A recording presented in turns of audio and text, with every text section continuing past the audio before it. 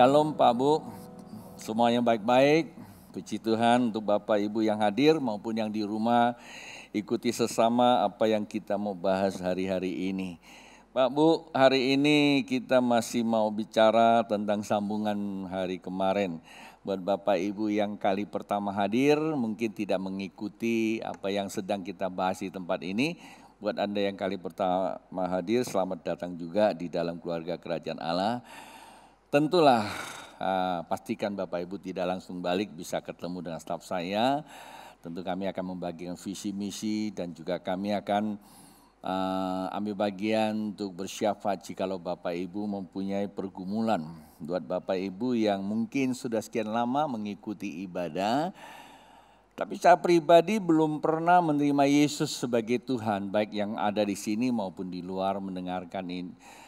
Firman Tuhan, ketika ada gerakan roh, Anda punya hasrat ingin jadikan Yesus sebagai Tuhan, tidak usah repot-repot sebenarnya kalau Bapak Ibu hanya percaya dengan dalam hati dan mengaku dengan mulut Yesus Kristus itu adalah Mesias anak Allah yang hidup, itu sudah cukup. Tapi kalau Bapak Ibu ingin dilayani untuk berjumpa dengan kami, ya tentulah jangan langsung balik ya selepas ibadah ini. Tapi kalau Anda di luar, Anda bisa menghubungi alamat yang tertera atau cari gereja setempat dimanapun Bapak Ibu kota Anda berada. Nah seperti itu. Tentu penting sekali untuk kita memahami apa yang sedang kita bahas hari-hari ini sepanjang tahun 2020. Tuhan sudah berbicara sama kita dari awal tahun dan sebenarnya dari tahun lalu Tuhan sudah banyak memberikan pernyataan firman-Nya. Hanya saja kita terkadang kurang memahaminya, termasuk saya sendiri. Tuhan bukakan tapi saya tidak menduga segala sesuatu terjadi begitu cepat.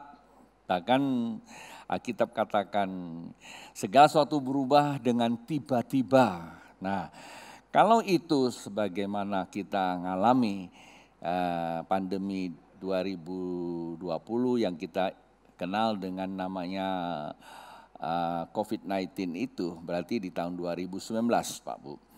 Nah cuma kita tahu bahwa tak satu manusia pun yang tahu goncangan yang begitu luas sehingga seakan-akan seluruh dunia mengalami stuck sejenak. Dan berjalan waktu hari-hari ini sudah ada perubahan rasanya gitu ya. Tapi sebenarnya hanya perasaannya berubah, keadaannya sebenarnya belum berubah. Lalu bagaimana kita menyikapinya?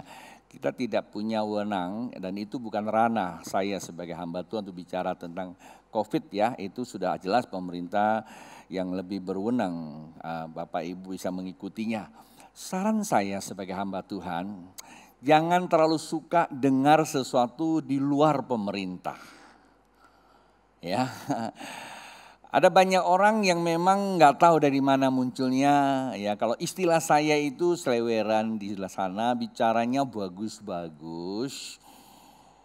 Udahlah kita tahu, kalau bagus berarti dia akan terhisap di dalam suatu konteks kebenaran. Ya, kalau yang bagus minimal dia duduk dalam sebuah posisi yang benar untuk bicara tentang kebenaran. Tapi herannya hari-hari ini ada begitu banyak lebih suka bicara dengar sesuatu yang tidak benar daripada yang benar. Ini bicara umum ya. Kenapa? Nah itulah membuktikan bahwa firman kita ini luar biasa. Apa yang dinubuatkan sejarah sedang membuktikan. Balik daripada itu Pak Bu, saya mau pesan apa? Pesan saya cuma satu. Tentang virus COVID-19 kita tidak tahu. Pada mulanya saya pikir pesan Tuhan tiap tahun demikian rupa dengan dengan pemahaman saya sebagai manusia saya coba menggambarkan oh ya tahun depan begini kita harus begini.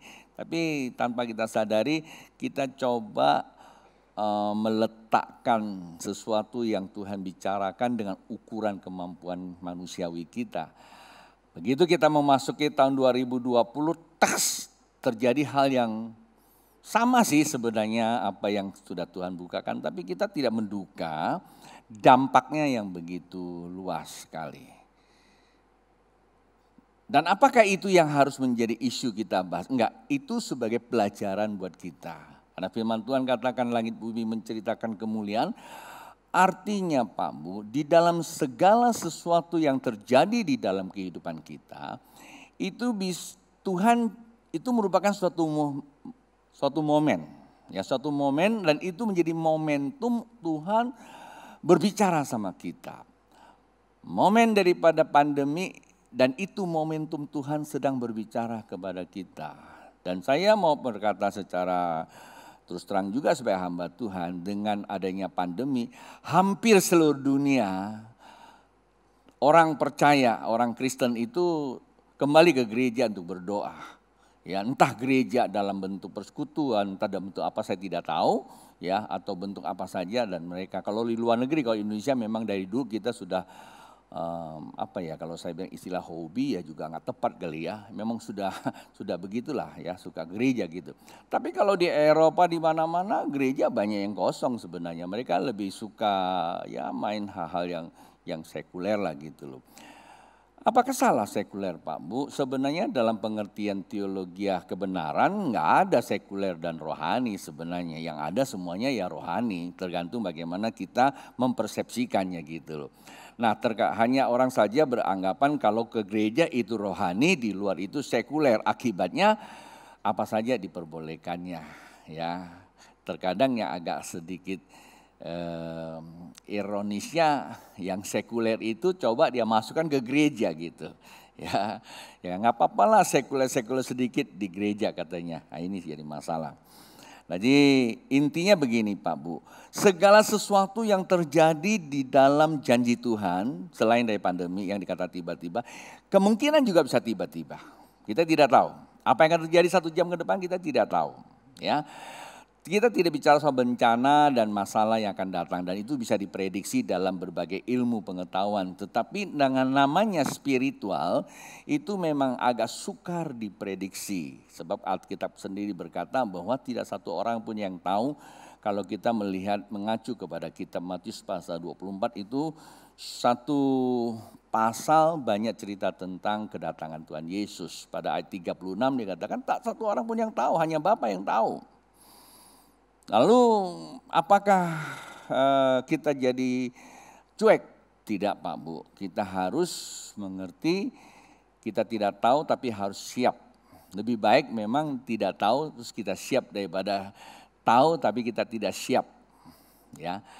Dan yang jadi masalah kita coba cari-cari tahu, tidak tahu, cari-cari tahu tapi tidak tahu.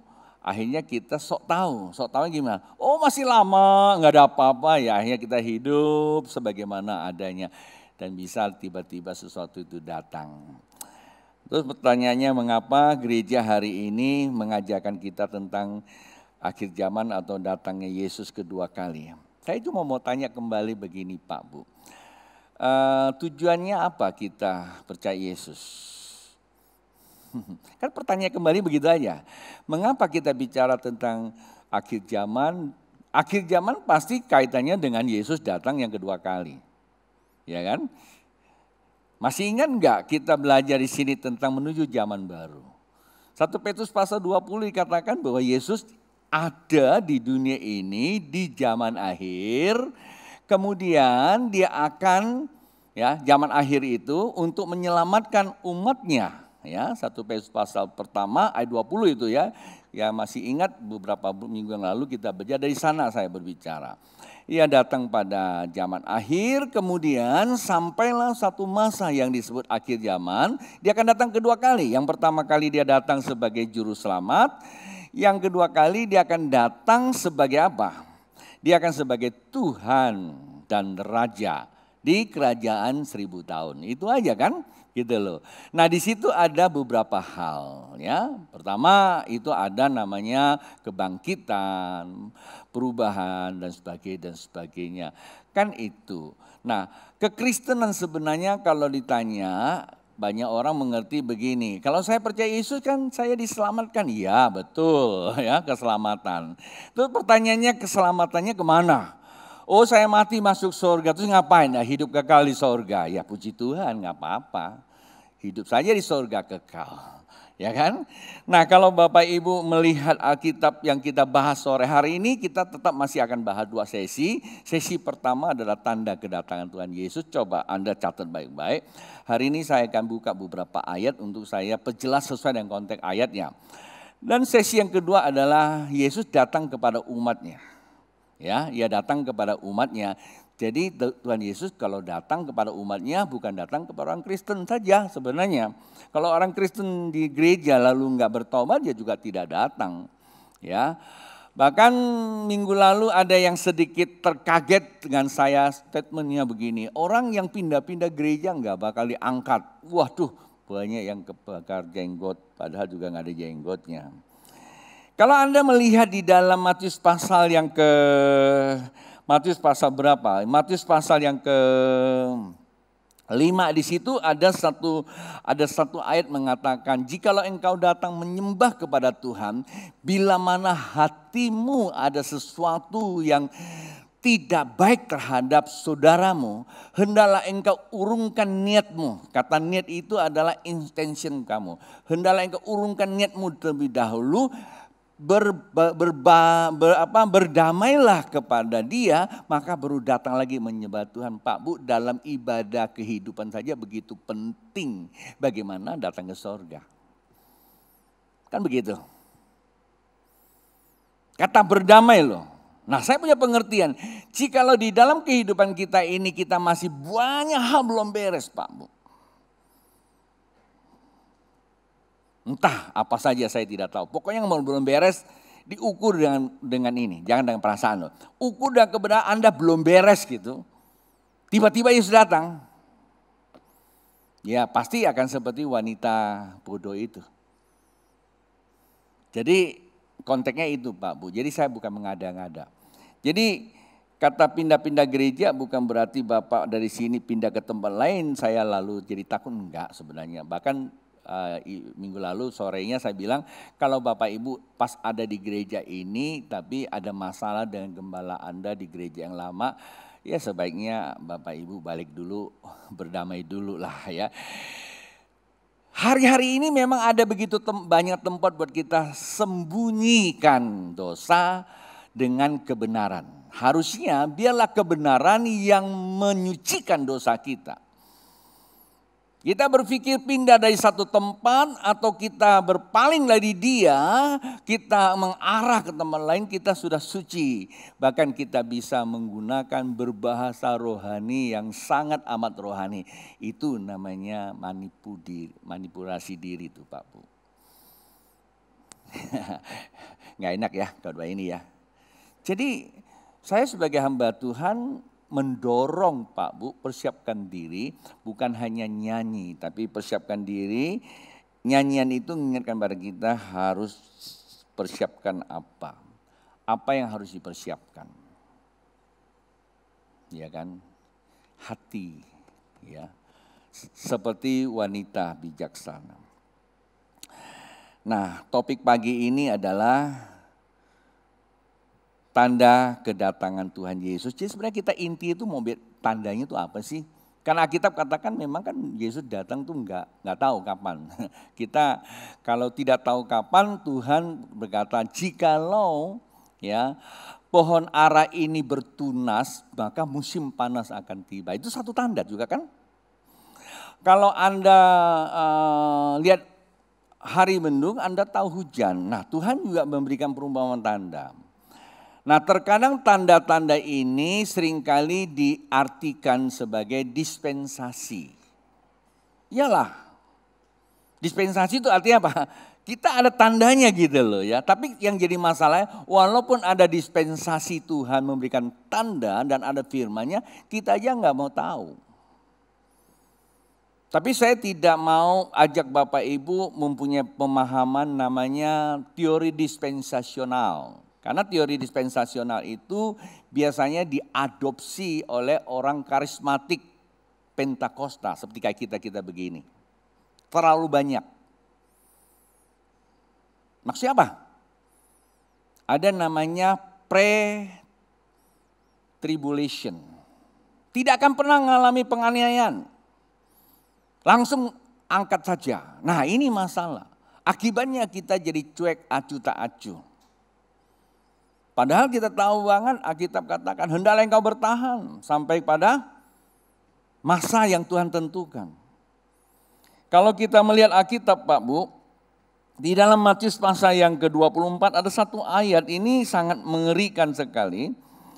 Ya akhirnya saya mesti buka beberapa ayat di luar konteks pembicaraan saya. Coba kita lihat. Bisa dibukakan enggak Matius pasal 24 ayatnya yang ke-21 kalau tidak salah. Kalau tidak salah. Saya tiba-tiba diingatkan untuk harus kita paham ini Pak Bu.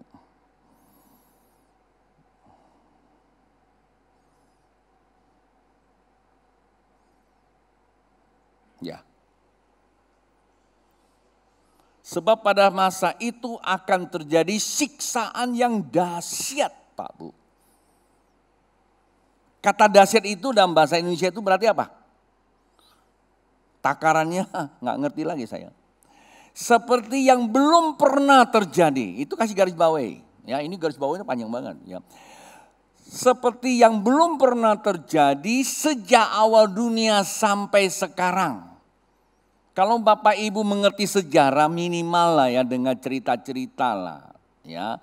Dari sejarah yang ada, gempa bumi yang terjadi Krakatau itu udah cukup dahsyat loh Pak Bu. Tapi ini lebih dari itu loh. Gempa bumi dengan Yellowstone kalau tidak salah ya. Ada suatu gempa bumi yang besar. Oke lah itu mungkin kelihatannya gempa bumi. Tetapi Tuhan bicara ini sebenarnya bukan konteks gempa bumi loh Pak Bu. Tuhan sedang berbicara kepada muridnya pada saat itu. Ada beberapa hal yang sudah terjadi, memang ketika Tuhan bicara kita mesti memahami dengan konteks kebatinan saat itu Tuhan bicara apa.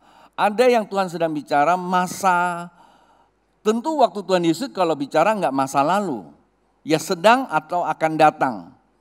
Ya, sedang akan datang atau yang masih jauh. Tapi kalau ini kelihatannya Tuhan sedang bicara sesuatu yang jaraknya akan datang. Tapi sebelum peristiwa Tuhan bicara, ada satu peristiwa yang saya baca sebuah sejarah itu kejadian dari setelah Alexander mati, itu kerajaan Yunani kan terpecah jadi 4. Ya, 2 yang agak sedikit kita sering dengar, ya Ptolemik itu dari Mesir, yang satu lagi namanya Seleucus itu yang ada di Yerusalem. Ada satu raja itu yang sangat amat luar biasa sadisnya, namanya Antiochus Epiphanes. Ya, Anda catat aja, bisa klik di Google ya, Anda bisa baca sejarahnya. Ini orang kejamnya luar biasa terhadap bangsa Yahudi. Ya Tuhan juga bicara tentang akan datang sebuah siksaan yang dahsyat melebihi ini. Nah ini aja kita aja sudah gak sanggup loh. Kalau baca sejarah tentang soal Antiochus Epiphanes itu ya kita udah gak sanggup. Apalagi ada satu lagi yang namanya anaknya Jenderal Titus ya. Jenderal Titus. Nah Jenderal Titus itu sebenarnya ini udah Romawi. Jenderal Titus itu pada waktu itu sebelum dia berkuasa, ayahnya mengutus dia untuk menghancurkan Yerusalem. Saya begitu baca sejarah saya mau nangis Pak Bu. Seluruh bangsa Yahudi ya ini lebih kejam daripada Hitler. Kalau Hitler itu pada waktu itu mungkin cuma dimasukkan itu langsung mati segera. Kalau ini waktu di Yerusalem dikepung Pak Bu. Alkitab juga katakan bahwa pada saat itu Yerusalem dikepung. Itu dikepung sama tentaranya tentaranya Titus itu tidak diserbu. Dibiarkan aja berbulan-bulan sampai hampir 1 tahun mungkin ya. Kalau kita baca sejarah sih itu cukup panjang. Yerusalem kotanya kan kecil kalau Anda pernah ke Yerusalem. Mereka di dalam keluar dibunuh. Di dalam itu kehabisan makanan, mereka dibiarkan mati saling makan sesama. Dan tahukah Anda tiap hari itu ada yang mati Dan kematian mereka itu jumlahnya ada jutaan loh. Ya, hampir 3 juta kalau tidak salah waktu itu ya, bangsa Yahudi di dalam itu. Dan mereka mati, yang menguburkannya aja saking sudah banyaknya, yang kubur ikut mati. Saking capeknya. Dan Anda tahu kematian saat itu menimbulkan wabah yang luar biasa. Ngeri kalau Bapak Ibu saya ceritakan ini. Nah, Tuhan Yesus juga memperlihatkan kepada kita kejadian akan datang lebih dahsyat lagi. Taruhlah, perhatikan Pak Bu, taruhlah waktu Tuhan Yesus sedang cerita sama muridnya, peristiwa Titus kan belum terjadi. Tapi kalau umpamanya Tuhan Yesus cerita ini adalah untuk masa zamannya Titus, kehancuran Yerusalem dan dikepung, bukan untuk zaman kita ini. Nah, perhatikan baik-baik bahwa kejadian itu melebihi kejadian namanya Antiochus Epiphanes pada zaman Yunani. Dua peristiwa ini. Ya, dua peristiwa ini. Dan Alkitab kata akan datang, kalau Anda baca kitab Wahyu, siksaannya itu pun begitu luar biasa Pak Bu. Jikalau kita mengerti tentang kondisi akan datang, maka kita baru mengerti tentang keselamatan yang Tuhan tawarkan buat kita. Kita cuma pikir keselamatan itu bebas dari neraka masuk surga. Lalu neraka dibakar, ya kita banyak dengar pengajaran dibakar dan sebagainya. Saya tidak mau masuk wilayah itu dulu. Nah, saya cuma mau ceritakan tentang konteks kekristenan yang Tuhan tawarkan kepada kita. Keselamatan itu sebenarnya adalah kalau kita baca yang dikhotbahkan sore, ya sore itu ya yang saya khotbahkan sore, saya sudah buka 1 Petrus pasal 1 ayat pertama sampai keempat dikatakan bahwa Tuhan menyelamatkan kita, menjanjikan, ini suatu pengharapan. Kekristenan itu cuma pengharapan. Dengan iman pengharapan menuju kepada kasih-Nya. Hidup di kehidupan yang baru. Menuju kehidupan baru. Kehidupan baru itu di mana? Kehidupan baru dari Yerusalem baru, dari sorga. Jadi bukan kita naik ke sorga, tinggal di sorga, hidup kekal. Tidak Pak Bu. Kalau mati kita ini, apakah langsung kita disimpan di sorga? Saya mau jelaskan kepada kita semua bahwa orang mati itu istirahat di mana? Bersama dengan Yesus satu tempat. Apakah itu sorga? Saya tidak mau memperdebatkan secara teologianya. Tetapi itu tidak ada aktivitas. Ketika sangkakala Allah ditiupkan, maka kita akan dibangkitkan. Orang yang mati dibangkitkan bersama-sama dengan orang yang diubah tubuhnya, ya. Kemudian akan tinggal di kerajaan 1000 tahun. Saya sudah sering kali gambarkan. Dan nanti akan masuk kepada dunia yang baru, Yerusalem baru. Itu keselamatan sesungguhnya Pak Bu. Berarti itu pengharapan kita ke sana. Oke? Nah, saya baca dulu. Kalau pengharapan ke sana, lalu apa yang kita mesti tahu nih? Ya, Tuhan Yesus sudah selesai tugasnya. Nah, saya mulai lagi dengan Kisah Para Rasul pasal pertama. Bapak Ibu perhatikan baik-baik. Akhir zaman memang kadang-kala membuat sebagian orang kalau dengar-dengar capek lalu dia cuek aja.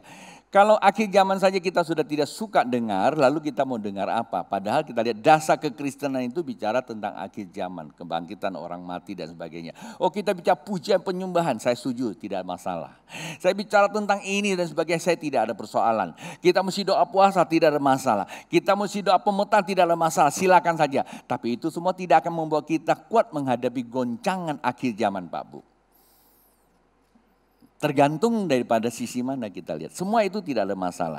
Tetapi inti daripada kekristenan itu adalah pada Ibrani pasal 6 ayat 1 sampai dengan. Kalau baca satu pasal itu penting di situ Pak. Baptis saja penting. Baptis salah saja tidak selamat. Nah, di situ dikatakan kok. Penumpangan tangannya masalah. Maka itu jangan sembarangan ditumpangkan tangan. Di situ diajarkan kok. Dasar loh. Pengajaran kebangkitan itu masalah Pak Bu. Itu di Ibrani pasal 6. Baca semua. Kalau di situ salah maka tidak ada pengampunan kata kitab. Anda sudah menyelipkan Tuhan Yesus yang kedua kali. Di situ letaknya sangat amat pentingnya kekristenan. Saya selalu berkata, sebagai hamba Tuhan saya juga kadang ngeri mengajarkannya. Ya kalau salah ngajar, ya saya katakan saya akan memperbaiki. Ya kalau salah ngomong nggak masalah lah ya. Tapi kalau dari prinsip, ya prinsip itu masalah. Oke. Di Kisah Para Rasul pasal pertama ayat 11 berkata begini. Dan berkatalah kepada mereka, hai orang Galilea, mengapa kamu berdiri melihat ke langit? Yesus ini yang terangkat ke sorga mengingatkan kamu akan datang kembali dengan cara yang sama seperti kamu melihat dia naik ke sorga. Nah, kita tahu loh ini naik ke sorga kita rayakan namanya Isa Al-Masih, iya kan?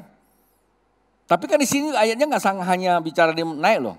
Kita semua setuju, kalender juga sudah dicetak, seluruh dunia merayakan Yesus naik ke sorga. Kita setuju semua, memang dia pernah mati dan dia naik ke sorga, kita setuju. Tapi kan ayat ini tidak selesai. Ya katakan dia akan datang yang sama juga kan?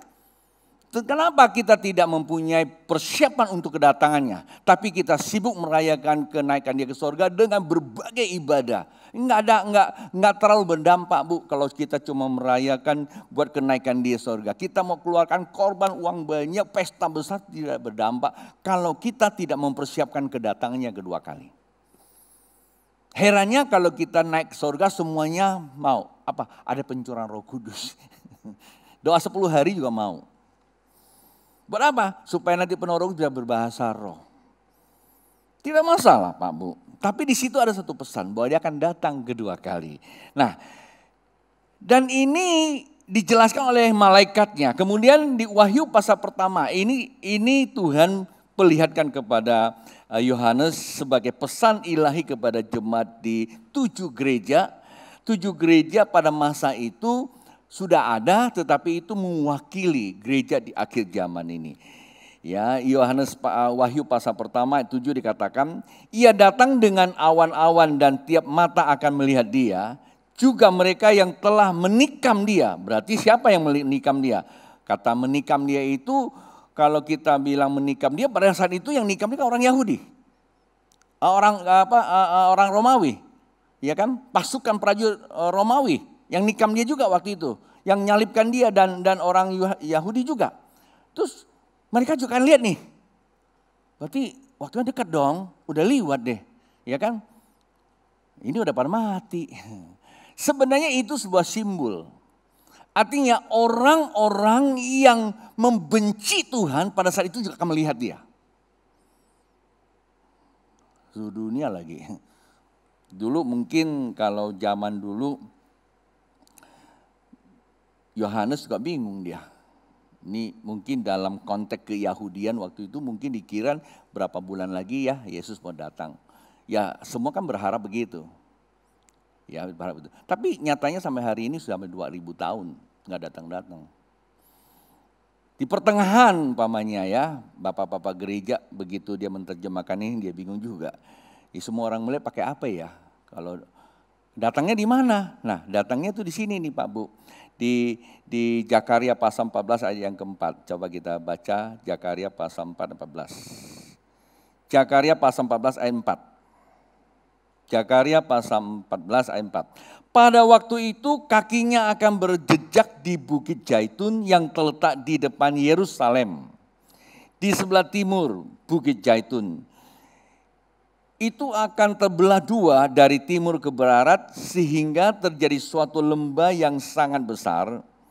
Setengah dari bukit itu akan bergeser ke utara dan setengah lagi ke selatan. Nah ini juga jadi apakah betul begitu Yesus datang langsung terjadi gempa bumi. Ya, dan di semua ada bahasa-bahasa kiasan. Tentu saya tidak bisa terlalu menjelaskan. Nah, kadang-kadang ada konteks politiknya juga. Ya, yang memang kita tidak boleh mendahului sesuatu kalau sedang dibahas secara politik internasional. Dan ini ada bicara banyak hal ya. Jadi saya mau katakan di sini yang kita tekankan bahwa ini Zakaria sudah melihat bahwa si Mesias itu akan datang di awan-awan, injakan kaki itu Bukit Zaitun. Terkadang kalau kita baca sepotong Bukit Zaitun ini di mana? Di Jawa ada Bukit Zaitun loh. Ya, Di Jawa ada Bukit Jaitun. Dan kemudian di Cina juga ada Bukit Jaitun. Tapi untung di sini ditulis apa? Di depan mana? Yerusalem. Ya. Jadi ada penekanannya. Terletak di depan Yerusalem. Nah, Anda yang pernah pergi ke Israel, kita pernah dibawa ke Bukit Jaitun di mana habis perjamuan suci, ya. Kemudian di situ juga pencurahan Roh Kudus. Nah, kita dibawa keluar ada satu kubah kecil. Nah, disitulah Yesus naik ke sorga yang disaksikan oleh para muridnya. Dan di situ juga akan datang Yesus menginjakkan kaki di situ. Kita kelihatan enggak nanti kedatangannya? Ya enggak lah. Mungkin sudah datang kemarin. Ya kan? Jangankan itu Pak Bu.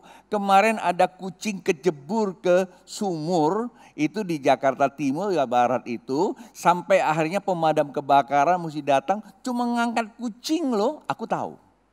Karena ada di TV. Apa hubungannya? Kucing 1 ekor. Betul enggak? Kalau nggak percaya coba cari di TV deh. Ya. Itu berita kemarin. Kucing jatuh ke sumur. Sampai-sampai warga sana memanggil pemadam kebakaran. Lalu turun ngangkat kucing. Saya pikir siapa yang coba? Nggak taunya kucing. Bayangin manusia terhadap kucing aja masih mempunyai belas kasihan. Apalagi Tuhan Allah kita di sorga. Masa sih kita dibiarkan masuk ke sumur? Nah, kelihatan. Artinya apa? Walaupun di sini dikatakan semua mata akan melihat kedatangan Yesus yang kedua kali, ya saya percaya TV juga tidak akan pernah diam lagi ya. Mungkin di situ sudah ada ledakan petir gitu, terjadi sebuah tanda dan semua mata melihat ke sana. Ya kan tiba-tiba ya kaki Tuhan Yesus injakkan Tuhan Yesus injakkan kaki ke Bukit Jaitun. Siapa yang mau lihat Tuhan Yesus di saat dia datang kedua kali? Haleluya. Mari saya lihat tangannya, siapa yang mau lihat? Sialan deh Pak Bu. Anda kalau kelihatan Tuhan Yesus injakkan kaki berarti Anda akan dianiayai oleh antikris. Karena Alkitab saya berkata, nah ini babe jebak saya ya. Maka itu perlu diajarin. Perlu diajarin kan? Nah kalau kita sudah melihat ini ya, ini situasi, mari kita lihat tanda-tanda yuk. Kapan kita harus kapan sih sebenarnya kedatangan Tuhan Yesus supaya kita tidak dijebak gitu sama orang dengan berita macam-macam. Nah kalau saya mengajak Bapak Ibu melihat kata tanda-tanda kedatangan, kita mesti buka Alkitab di dalam Matius pasal 24 ayat 15. Ya, Matius pasal 24 ayat 15 begini. Jadi apabila kamu melihat pembinasa keji berdiri di tempat kudus, menurut firman yang disampaikan oleh Nabi Daniel, para pembaca hendaklah memperhatikannya. Nah ini Tuhan Yesus sendiri yang berkata. Di situ apa? Kamu melihat pembinasa keji berdiri di tempat kudus. Ini Tuhan Yesus belum datang loh. Ya, Tuhan Yesus belum datang kan kita akan melihat pembinasa keji. Kata pembinasa keji di sini yang tadi dikatakan bahwa ketika dia datang akan membuat sebuah siksaan yang dahsyat sekali. Bahkan apa yang dilakukan melebihi apa yang pernah dilakukan oleh Antiochus Epipane maupun Titus. Buka aja lah ya nanti di rumah atau saya sih baca dari sejarah ada bukunya. Kita sekolah juga di eskatologi juga diajarkan sebenarnya. Karena ini sejarah Alkitab, sejarah dunia tinggal Anda baca. Bagaimana siksaan-siksaan terjadi. Bahkan Alkitab katakan sesuatu akan datang sebelumnya belum ada. Berarti luar biasa. Nah ini nih pembinasa. Nah kalau ini datang orang percaya sudah tidak ada. Sudah tidak ada sebenarnya. Ya. Tapi berapa lama? Berapa lama mendekati dikatakan ya. Nah, tapi sebelum ini terjadi kan ada sebelum terjadi ada kelanjutannya. Karena di sini dikatakan para pembaca hendaklah memperhatikan apa? Memperhatikan kitab Daniel. Nah, kita coba buka kitab Daniel pasal 9 ayat 27. Kitab Daniel pasal 9:27 berkata, raja itu akan membuat perjanjian itu menjadi berat bagi banyak orang selama 1 kali 7 masa. Pada pertengahan 7 masa itu ia akan menghentikan korban sembelihan dan korban santapan. Dan di atas sayap kekejian akan datang yang namanya apa? Pembinasa. Nah, sebelum pembinasa yang disebut antikris akan muncul dulu seorang raja. Kata raja di sini mengacu kepada orang yang punya pengaruh di dunia. Siapa dia orangnya? Enggak etis kita tunjuk sana tunjuk sini ya. Dari zaman dulu banyak orang suka bilang itu Obama, itu Paus, itu Reagan. Wah, tapi nggak pernah terjadi. Ngapain kita tunjuk-tunjuk orang? Tapi yang pasti akan muncul seorang raja. Kata raja ditulis di sini oleh kitab Daniel itu bicara seorang penguasa yang mempunyai figur dihargai, diakui oleh dunia. Minimal seperti yang kemarin ada orang bisa memprakarsai perdamaian 4 negara. Minimal ya. Apakah dia? Enggak tahu juga. Minimal seperti itu. 4 negara yang berdamai ya kemarin udah tanda tangan ya. Tapi kalau kita melihat beberapa tahun lalu waktu kampanyenya si Trump ya. Dia dengan Benyamin Netanyahu, saya kemarin coba cari data, saya udah lupa. Itu saya buka datanya, mereka buat sebuah agreement perjanjian.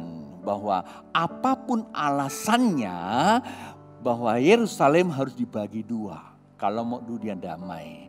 Sebelahnya kasihkan ke Palestina, biarkanlah mereka merdeka. Dan itu ibu kotanya. Sebelahnya lagi diberikan kepada Israel, biarkanlah ibu kotanya.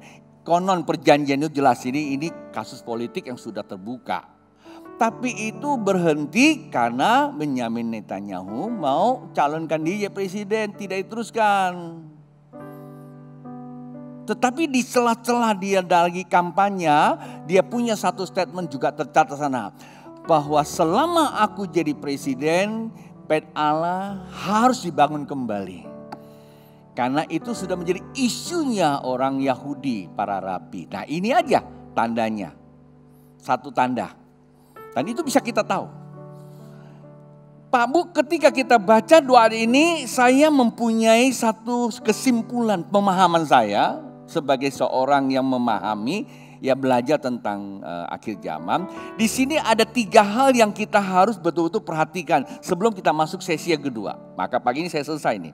Yang pertama Pak Bu, apa yang dapat kita lihat tandanya? Pertama perjanjian. Jika ada perjanjian damai maka mengacu kepada kitab Wahyu di pasal 6 ayat 2. Ini benar-benar Tuhan beritahukan kepada Yohanes bahwa akan ada yang diberikan apa?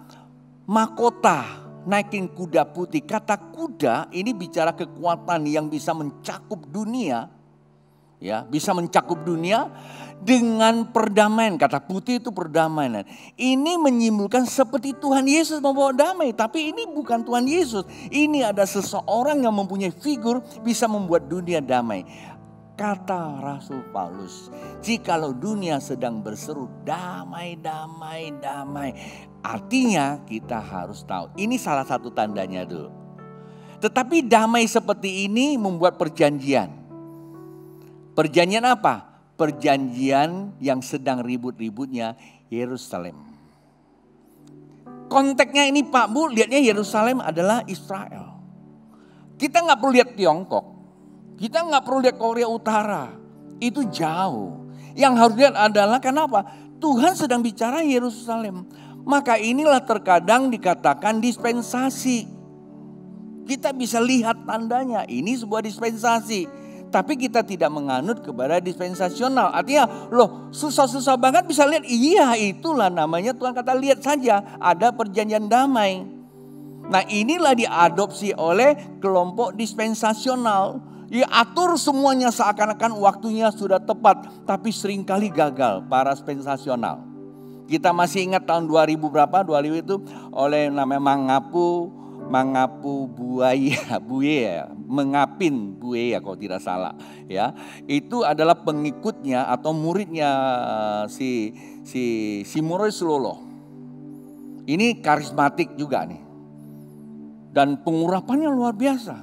Gideon pernah lihat katanya, itu kalau ngomong, wih, urapannya semut, lembut. Orang tiba-tiba, saudara-saudara, Yesus mau datang, lebah semua. Anda bayangkan, hampir dari beberapa negara datang kumpul di Bandung, di Majalengka. Maka Majalengka itu banyak muncul orang-orang yang aneh-aneh. Pengikut Majalengka, salah satu saya punya senior juga pengikut Majalengka, tapi dia sudah bertobat. Salah satu kita punya penatua juga dari Majalengka, tapi dia sudah bertobat. Dan sekarang ada beberapa gereja yang sangat pengaruh, itu semua adalah penganut Majalengka. Saya tidak etis sebut nama-namanya. Cari aja data-datanya. Dan itu polanya karismatik. Dan waktu mereka kumpul di Bandung, apa yang terjadi? Coba cari di data-data, mungkin sudah pada lupa. Ini banyak terlalu sibuk dengan ekonomi, kelimpahan saja. Tidak salah sebenarnya. Tapi kita lupa hal-hal yang penting. Dan itu berapa banyak penyesatan terjadi. Ini herannya hari itu, semua kumpul di Bandung, mereka jual harta bendanya. Ada yang jual sawah, jual rumah, jual macam-macam. Itu bukan orang bodoh, ada yang juga pejabat, ada yang juga orang intelek kumpul di Bandung. Dan akhirnya Yesus tidak datang. Yang datang polisi. Kan 3 hari kalau tidak salah, 1 minggu saya ikutin aja mereka. Mereka puasa, doa, kumpul doa puasa. Ada yang sampai apa? Pingsan karena puasa kelamaan. Tapi yang heran loh, yang begitu orang suka loh. Nah, perlu nggak diajarkan? Sangat perlu Pak Bu. Hari-hari ini coba lihat aja. Ada begitu orang tersinggung dari gereja, dia nggak mau ke gereja lagi, kumpul satu kelompok doa puasa terus saja. Teman saya punya jemaat 4 orang meninggal karena puasa. Karena mereka mau ke Yerusalem. Kata Tuhan sudah ke Yerusalem. Nggak punya duit, kita puasa cari duit katanya. Kan heboh di Metro TV ya. Kurang lebih 3 tahun yang lalu kalau tidak salah. Jemaat saya di Jakarta, jemaat teman saya. 4 orang, 2 meninggal, 2 cewek. Dan mereka urapan minyak, petak sana, petak sini, pemetaan ini, kelompok-kelompok ini masih ada Pak Bu pengaruhnya. Dan suka masuk ke gereja-gereja dan banyak orang terpengaruh, saya bingung juga. Jadi kadang-kadang saya sebagai pendeta saya pikir salah khotbah apa ya kita ini ya. Saya bilang wah ya tapi Tuhan katakan memang akan terjadi seperti itu ya. Nah perjanjian Pak Bu ya, perjanjian akan terjadi sebuah perjanjian, kata kita perjanjian 7 masa, artinya 7 tahun. Tapi di tengah-tengah itu terjadi sebuah perubahan. Perubahan apa Pak Bu? Nah yang kedua di situ dikatakan apa? Pembinasa berdiri di bait Allah. Akan ada seorang figur ini berubah sifatnya. Bukan lagi dia menjadi figur pemberdamai, dia menjadikan dirinya percis seperti Nero. Percis seperti Antiochus juga. Dia menamakan dirinya adalah ya Tuhan ya Allah. Dan seluruh dunia akan nyembah dia. Karena dia bisa mempertemukan agama-agama di dunia. Nah tandanya di situ. Kalau agama belum satu ya jangan mau percaya dulu. Agama yang bisa dipertemukan agak lebih mudah kan agama Samawi, ya, Semitik. Yahudi, Islam, dan Kristen. Karena sama-sama induknya. Dan semua berpusatnya Yerusalem. Kira gitu loh. Dan mereka akan bersatu katanya. Nah, Alkitab katakan pembinasa itu akan datang berarti dia akan berubah. Kenapa dia pembinasa? Dia akan menamakan diri dia adalah Allah. Nah itu dia. Di mana dia? Berdiri di bait Allah. Yang pertama adalah perjanjian. Yang kedua kalau dia berdiri sih orang percaya udah nggak ada. Udah nggak ada ya. Karena kita kalau nggak boleh kita lihat itu udah terangkat itu. Nah di mana terangkatnya? Ya saya punya waktu, saya udah lewat waktu tapi saya akan pakai beberapa menit. Ini khotbah akhir zaman biasanya kan mesti panjang ya. Anda diri aja di belakang ya nggak apa-apa. Yang pertama perjanjian, Pak catat aja perdamaian, ya. Kalau sudah ada seru damai, Yerusalem damai dengan Palestina damai, ya terjadi apa itu di sana berdamai. Maka yang kedua sebenarnya kata kedua bukan urutannya begitu. Kata Alkitab berdirilah di bait Allah si pembinasa. Kata pembinasa berdiri berarti ada unsur lainnya. Bait Allah kan ada bait Allah mesti dibangun. Ya, yang ketiga bait Allah harus dibangun. Bukankah kita sering kali ke Israel dibawa ke bawah kan? Ada terowongan masuk ke dalam. Konon katanya di sinilah bait Allah yang lama. Di bawahnya kubah batu, Dome of Road itu, yang kuning. Di bawahnya konon katanya seperti itu. Kami dibawa ke bawah, kami lihat. Lalu kami dibawa masuk dari terowongan, masuk lagi ke namanya kubah, satu lagi Masjid Al-Aqsanya. Nah, kita bisa masuk juga lihat itu. Nah itulah komplek Bukit Muria. Di situ akan dibangun bait Allah. Nah, sampai hari ini nggak ada aktivitas. Kalau bangun itu kata orang Yahudi waktu Tuhan Yesus katakan bahwa akan diruntuhkan, nanti akan kubangun 3 hari. Lalu orang Yahudi bilang, loh nenek moyang kami bangun ini 46 tahun loh. Kok kamu bisa bangun 3 hari? Tuhan Yesus bisa bangun 3 hari. Tapi di dalam Alkitab itu sebuah simbol. Bukan gedungnya 3 hari dibangun, tapi tubuh Kristus itu adalah bait Allah sucinya. Akan dibangun 3 hari. Ini dalam teori, di dalam terminologi teologianya Pak Bu. Tapi sekarang mungkin enggak gedung seperti itu dibangun 3 hari. Kemungkinan selalu ada. Karena Cina kemarin bangun rumah sakit yang ribuan, cuma hanya 10 hari loh. Yang bangun ini siapa? Freemason, ahli batu dunia. Karena memang dia sudah cakap membangun gitu-gituan. Kalau, tapi saya tidak mengatakan seperti itu. Kalau bisa nggak 3 hari? Bisa saja terjadi. Sekarang memang tidak ada.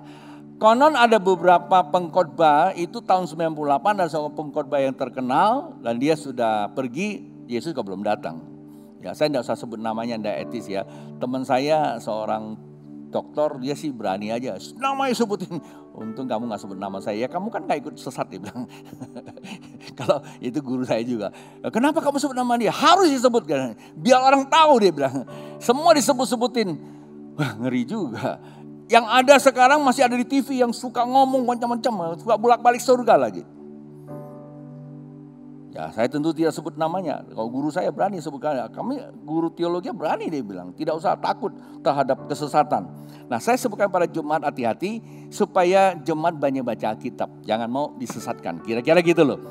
Nah, bait Allah itu dikatakan bahwa itu sudah dipersiapkan, kerangkanya tinggal knockdown saja. Kita tidak tahu lah ya, kita tidak mau urusan. Tapi memang itu akan dibangun, betul. Kenapa saya katakan dibangun? Coba kita lihat di dalam Wahyu pasal 11. Wahyu pasal 11 ada 2 ayat di situ dikatakan, perhatikan baik-baik. Wahyu pasal 11. Jadi saya kasih ulang dulu. Tandanya apa? Pertama apa? Jadi supaya semua tahu, tanda perjanjian dulu. Kalau belum perjanjian orang mau ngomong sana Yesus datang sini, Yesus, gak usah dengerin. Ya, belum ada. Kuda putih belum datang. Karena ya kuda lumping gitu loh ya. Kuda lumping udah banyak datang. Yang kedua apa? Yang kedua adalah tanda bait Allah dibangun sebenarnya, baru pembinasa kan. Kalau pembinasa dulu datang ya berarti sudah terjadi pengangkatan. Kalau Anda nanti sore yang mungkin saya masuk situ. Jadi 2 ini. Jadi ada namanya apa? Bait Allah dibangun. Bisa nggak dibangun dalam waktu dekat? Saya tidak tahu. Tapi yang penting kalau itu dibangun. Ya, kenapa? Itu harus dibangun. Di dalam Wahyu pasal 11 ayat yang ke pertama dikatakan demikian. Kemudian diberikan kepadaku sebatang bulu seperti tongkat pengukur rupanya dengan kata-kata yang berikut. Bangunlah dan ukurlah bait suci Allah dan mezbah dan mereka yang beribadah di dalamnya. Siapa yang bangun? Saya tidak tahu. Tapi yang jelas adalah orang Yahudi yang bangun. Karena mereka, kalau Anda buka beberapa catatan, bangsa Yahudi khususnya rabi-rabi ini, Ya kita sering ke Yerusalem, kita tanya, mereka itu teriak cuma satu, akan dibangun kembali. Sejak kapan? Sejak pohon ara bertunas tahun 1948 ketika dimerdekakan oleh Inggris dan Amerika. 67 dia rebut kembali, sampai hari ini oleh karena persoalan politik belum bisa dibangun kembali. Anda tahu nggak betapa letihnya mereka tiap hari sembayang di tembok ratapan. Kita masih punya gereja. Kalau dia, karena mereka perlu simbol masalahnya. Nah, tapi Alkitab katakan memang harus bangun kembali. Tapi dibangun kembalinya seperti itu. Lalu ayat kedua, ya, tetapi kecuali, nah ini perhatikan, kecuali perataran bait suci yang di sebelah luar, jangan engkau mengukurnya, karena ia telah diberikan kepada bangsa-bangsa lain dan mereka akan menginjak-injak kota suci 42 bulan lamanya. Ini Alkitab loh, tulis loh Pak Bu. Tadi kemarin kan ada teori yang begini, mana mungkin dibangun karena ada masjid itu, ada Kuba. Itu kalau disentuh perang dunia. Perang itu nggak mungkin, ya. Terus kalau nanti akan gempa bumi, kalau gempa bumi besar itu runtuh, maka Israel bangun lagi. Nah itu teorinya, boleh-boleh aja, itu namanya cocok logi ya, boleh-boleh aja. Kalau itu terjadi bisa juga gitu. Tapi kalau kita mengacu kepada ayat ini, kira-kira bait Allah perlu diruntuhkan nggak? Perlu nggak? Nggak perlu. Dan itu di luar, di pelataran. Udah diserahkan kepada bangsa lain. Dan itu bukan bait Allah, itu peratarannya. Buat bangsa lain, siapa bangsa lain? Saya tidak tahu juga bangsa lain sekarang menguasainya. Nah, disitulah nanti akan dimulainya ya sebuah pembicaraan besar. Munculnya antikris untuk menguasai dunia 42 bulan. Berapa lama? 3,5 tahun. Nah itu yang dikatakan pembinasa berdiri di atas, di depan bait suci Allah. Berbarangan itu.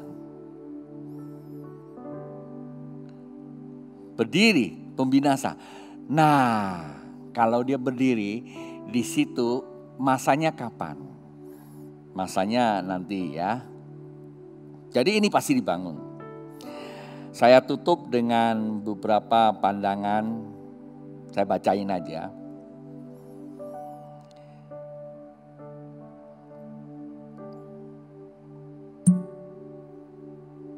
Kapan? Ada 7 masa perjanjian, lalu ada 3,5 masa datangnya antikris untuk menguasai. Matius pasal yang ke-24 ayat 30, pada waktu itu akan tampak tanda anak manusia di langit. Perhatikan baik-baik. Pada waktu itu akan tampak tanda anak manusia di langit. Ini dicatat oleh Matius ya.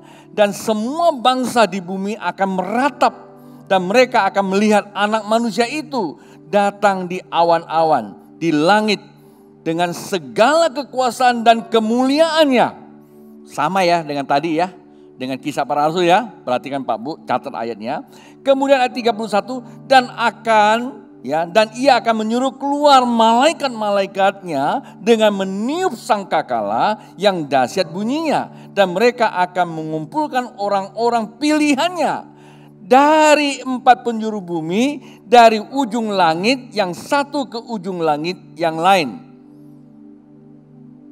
Malaikatnya yang akan meniup sangkakala, seluruh bumi umat pilihannya, umat kepunyaannya, anak sulung Allah, yaitu orang percaya akan diangkat. Tandanya apa? Sangkakala Allah berbunyi.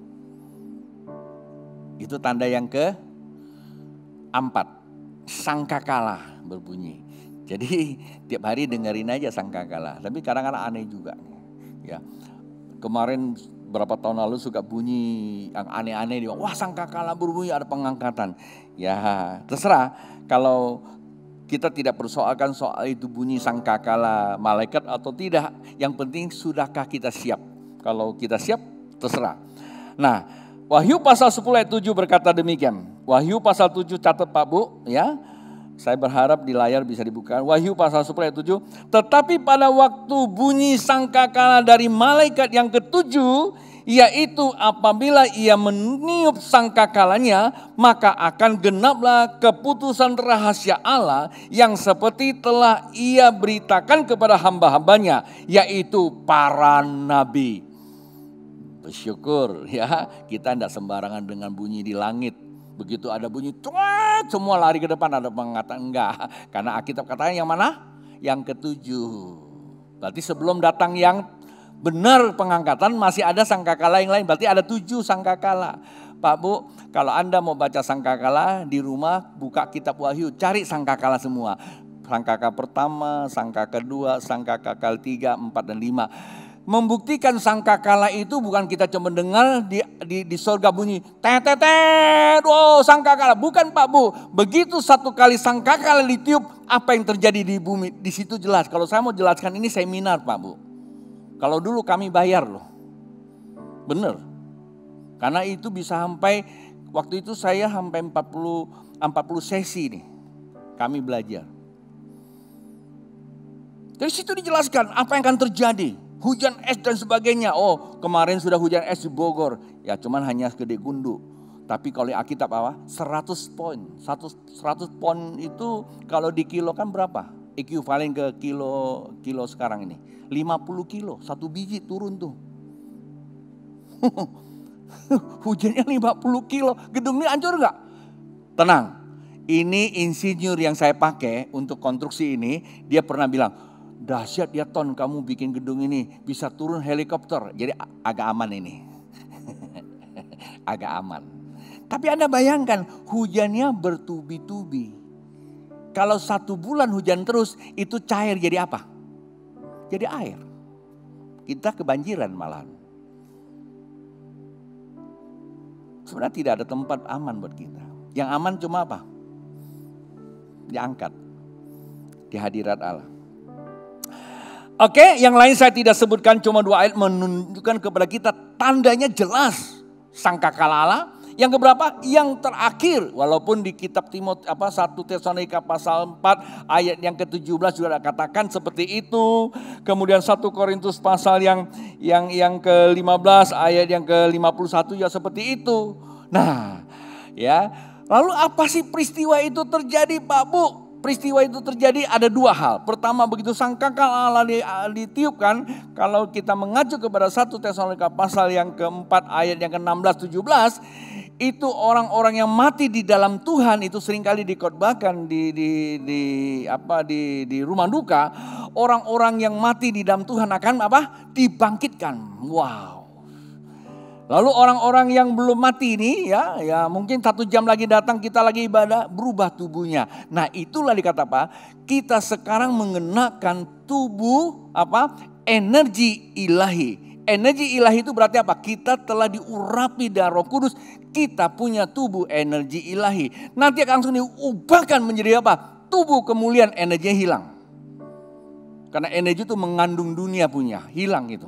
Jadi ilahi langsung kemuliaan, kembali lagi ke Taman Eden. Nah, ke Taman Eden itulah sebuah tipologi, sebuah perumpamaan masuk kepada kerajaan dunia baru. Kalau kerajaan 1000 tahun belum, masih ada dunia, masih ada manusia jasmani juga di situ, ya, masih ada jasmani. Oke, paham ya? Nah, itu ada pengangkatan orang mati dan kemudian ada perubahan tubuh. Penting pesan saya. Wahyu pasal 12 ayat 6, ini pesan dari saya.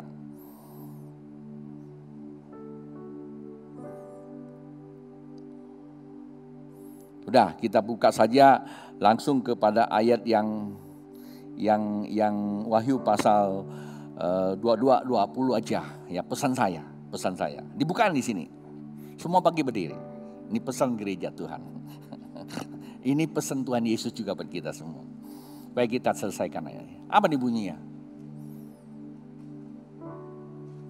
Ia memberikan kesaksian tentang semuanya ini. Berfirman, ya, aku datang segera. Lalu bilang apa?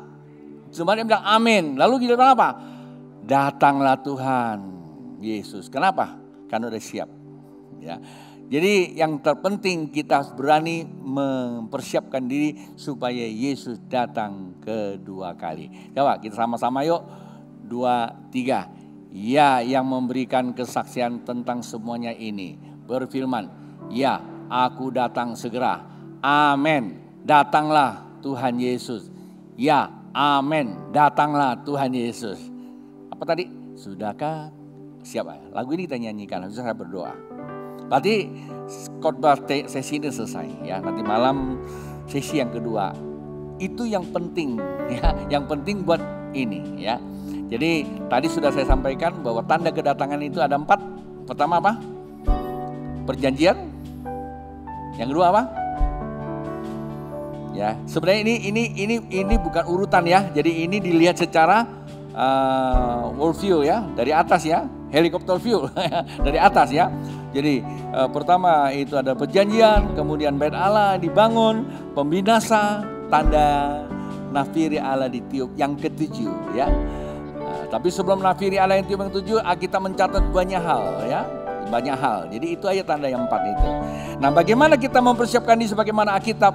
Sesi yang kedua kita akan bahas. Saya selesaikan juga ya, supaya ke depan kita banyak bicara tentang aktivitas kita sebagai anak Tuhan di dalam menghadapi situasi-situasi kekinian ini.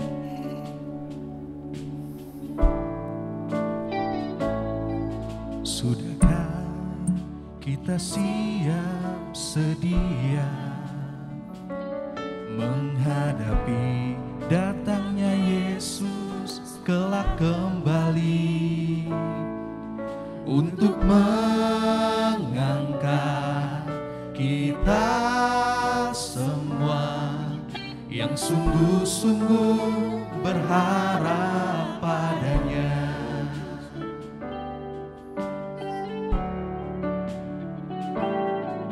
Sudahkah kita siap sedia menghadapi datangnya Yesus kelak kembali untuk mengangkat kita semua yang sungguh-sungguh berharap padanya. Mari kita sembah Yesus, Dia Raja, di hadapan tahta kemuliaan yang kudus. Selama waktu ini masih ada, kita bernafas di dalam dunia. Mari kita sembah Yesus, Dia Tuhan, di hadapan tahta kemuliaan yang kudus. Selama waktu ini masih ada, sembahlah Yesus selama-lamanya. Ya, musik mainkan pujian ini.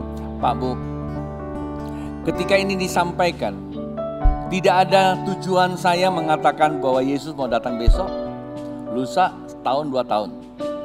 Tetapi ini disampaikan saya sebagai hamba Tuhan mengingatkan, hari-hari ini Anda akan begitu mudah dengarkan pemberitaan tentang akhir zaman, seakan-akan Yesus sudah akan datang atau sudah datang tapi disembunyikan dulu.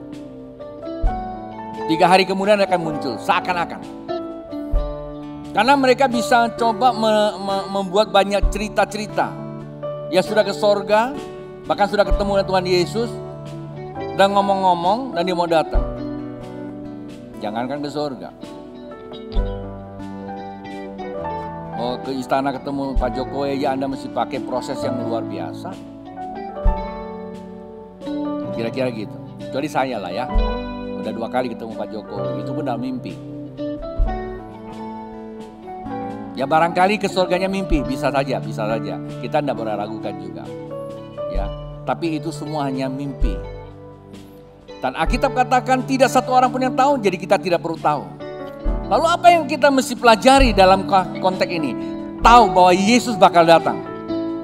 Karena itu jelas Alkitab katakan. Tetapi sebelum dia datang ada beberapa tanda-tanda, itu buat kita tahu. Ketika besok ada tandanya, ya siap-siap saja. Tetapi yang penting buat saya sampaikan hari ini, persiapkan diri kita, jangan mau digeser oleh pengajaran-pengajaran yang mengatakan sana dan sini. Sebelum Yesus datang, kerjakanlah apa yang Anda harus kerjakan sebagai manusia. Yang dagang tetap dagang. Toh nanti kedatangan Tuhan Yesus, kedatangan kamu gak hilang kok. Kalau Anda sebagai pengusaha banker, Yesus datang Anda diangkat, banknya masih ada kok. Terus bagaimana? Nanti Anda datang, banknya masih ada. Masih milik Anda enggak? Ya itu yang saya enggak gitu jelas. Tapi Anda bisa ngurus lagi enggak? Anda jadi raja kok. Anda jadi penguasa, ikut-ikut memerintah. Ya soal anak buahnya aja yang masih manusia. Ya. Anda ini pengusaha-pengusaha jangan takut. Kerja. Gereja masih ada enggak? Nah itu dia. Kayak gereja udah enggak ada deh. Karena enggak perlu ibadah pakai gedung lagi. Semua nyembah Yesus langsung kok. Ya. Langsung ketemu Yesus. Yesus di mana tuh? Perintahnya di Yerusalem, pemerintahannya. Kalau kita di Indonesia, nah ini masalah enak. Kita tidak perlu lagi tes, rapid test, tidak perlu lagi swab. Karena nggak usah pakai pesawat, pakai Garuda, enggak. Kita kalau mau ke Yerusalem langsung pergi aja, karena nggak ada batasan lagi. Tubuh kemuliaan, ya tinggal jalan. Bisa. Wih. Nah ini perlu tahu. Ini rahasia besar loh kata kita. Rahasia besar. Ini anak-anak muda, saya nggak tahu nih anak nyanyinya sini ngerti nggak gitu. Kalau nggak ngerti nyanyinya juga kadang. Kalau ngerti nyanyinya tuh langsung tuh keluar darah. Bukan, maksudnya semangat ilahinya keluar. Ya kami zaman dulu waktu manggil sekolah itu kalau nyanyi itu. Mari kita sembah Yesus. Itu getar itu. Sampai siapa itu satu pendoa syafat itu. Bukan pendoa, pengkhotbah stop. Kenapa? Keilahian luar biasa. Bukan nyanyian kita, bukan nyanyian cuma show di nightclub, bukan, punya ilahi itu. Maka itu ini lagu mesti harus diresapi spiritnya, bukan nyanyiannya. Tapi tadi udah bagus. Bagus kenapa? Enggak salah lagi nyanyinya gitu. Ya, udah bagus ya. Jadi jemaat Tuhan juga nyanyi gitu. Sudahkah itu ada perintah ke dalam. Jadi sangat penting Pak Bu. Tapi begini ya, dengar. Mungkin kan saya bilang kan kita nggak tahu waktu. Dan juga kita nggak bisa prediksi. Tapi kalau siap kan lebih baik. Siapa tahu 2-3 hari kemudian ada perubahan politik yang luar biasa. Kita nggak tahu kan. Ya saya kan sebagai hamba Tuhan harus bijaksana. Saya mengajak siap. Jangan tiap hari. Yesus kapan datang ya, di mana Yesus? Jangan, bukan itu. Saya pernah ngajar tentang seminar Love, Sex and Dating ya. Bagaimana kita punya istri. Diuji pakai apa? Tiap hari nguji mana ya calon saya. Bukan begitu saya bilang. Siapkan dirimu berkualitas itu jodoh kamu akan datang. Ya kan? Tiap hari cari mana ya di gereja. Ya di gereja tuh paling enak tuh lagu yang zaman dulu tuh kan gitu ya. Kasih Allah terjurang. Lihat sana, lihat sini. Pandanglah kelilingmu di sini mana. Bukan begitu Pak Bu. Siapkan dirimu, sekolah ya sekolah, belajar bagus. Kalau kamu punya nilai, punya kerjaan. Datang itu. Itu urapan datang. Ya kan? Kamu punya nilai. Lah, tiap hari kamu lihat kiri kanan. Kerja kagak mau, keluyuran aja. Wanita mana mau deketin kamu? Kalau kau dekati kamu itu something wrong. Kata orang tua itu satyam long itu. Satyam tuh long. Jadi itu pesan saya. Mari tangan terangkat, kita mau tutup. Kita berkati bangsa kita. Bapak, kami memberkati bangsa kami Indonesia. Tentulah kami membawa Presiden Joko Widodo beserta istri dan anak-anak. Wakil Presiden Ma'ruf Amin beserta istri dan anak-anak dan para menteri. Indonesia maju ke dalam tangan kasih Tuhan. Kami minta biarlah mereka melaksanakan kepemimpinan sesuai dengan kebijaksanaan yang Tuhan berikan. Dan juga kami serahkan Tuhan seluruh lembaga tinggi negara, MPR, DPR, TNI, Polri, Jaksa Tinggi, dan kehakiman ke dalam tangan kasih Tuhan. Tuhan pakai mereka di dalam menjalankan roda pemerintahan. Kami juga berkati para pemerintah daerah, gubernur, wakil gubernur, bupati, wakil bupati, wali kota, wakil wali kota, sampai pada camat dan lurah ke dalam tangan Tuhan. Kami serahkan, mintakan berkat-Mu atas mereka sehingga memimpin daerah dengan takut akan Allah. Demikian juga kami memberkati para tenaga medis yang di rumah sakit. Mereka sedang menangani mungkin wabah pandemi. Tuhan berikanlah mereka kekuatan, perlindungan, dan kecakapan untuk mereka melayani mereka yang terpapar virus pandemi COVID-19. Tuhan, ada penyembuhan ilahi atas mereka, ada penghiburan untuk keluarga mereka yang sedang menantikan sesuatu daripada semua itu ya Bapa. Gereja-gereja Tuhan dan jemaat Tuhan yang saat ini sedang menghadapi pergumulan, kami tahu ada campur tangan Tuhan.